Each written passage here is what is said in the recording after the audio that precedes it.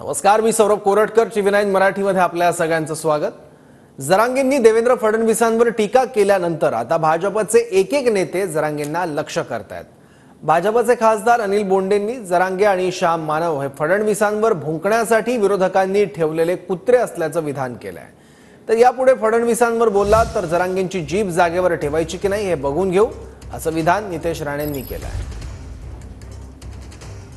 Fake narrative करून रडत बसण्यात अर्थ नाही. फेक नॅरेटिव्ह करणारच, त्यांना खोटं बोलायची सवय पडली आहे, खोटं बोलणारच.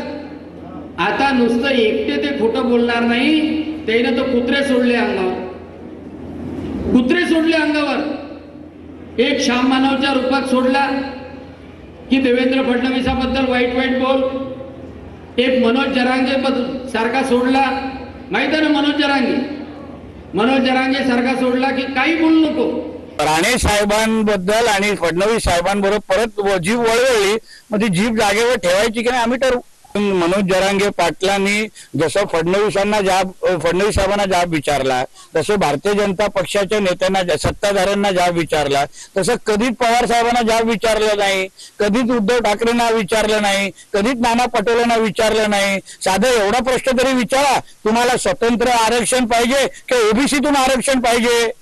मग यापेक्षा तुतारी वाजवत फिर राज्यामध्ये, कारण का तू तुतारीचाच माणूस आहे, जगाला कळलेला आहे. आता रात्री तुतारी वाजवायची आणि सकाळी उठून भाजपवर टीका करायची, हा आता तमाशा जास्त महाराष्ट्रात चालणार नाही.